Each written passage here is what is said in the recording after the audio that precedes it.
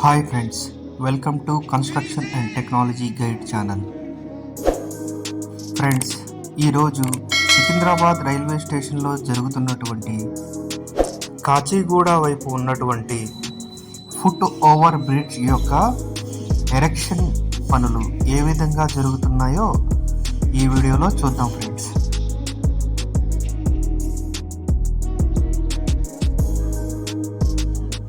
ఈ foot over bridge erection నిమిత్తం 70 మీటర్ల లెంత్ మరియు 500 మెట్రిక్ టన్నుల కెపాసిటీ ఉన్నటువంటి క్రేన్ను రైల్వే ట్రాక్ మధ్యలోకి తీసుకురావడం జరిగింది ఫ్రెండ్స్.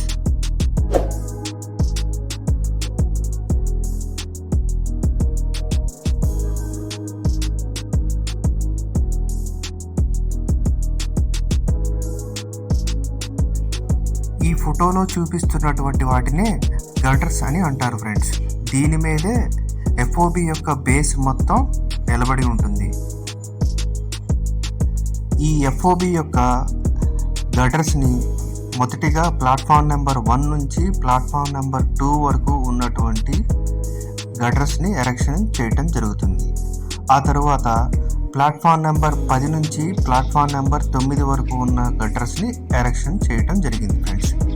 ఆ తర్వాత ప్లాట్ఫామ్ నెంబర్ 8 నుంచి ప్లాట్ఫామ్ నెంబర్ 9కి, ఆ తర్వాత ప్లాట్ఫామ్ నెంబర్ 2 నుంచి ప్లాట్ఫామ్ నెంబర్ 3కి, తరువాత ప్లాట్ఫామ్ నెంబర్ 4 నుంచి 5కి, ఇలాగా దశల వారీగా గటర్స్ యొక్క పార్ట్స్ని ఎరెక్షన్ చేయటం జరుగుతుంది ఫ్రెండ్స్.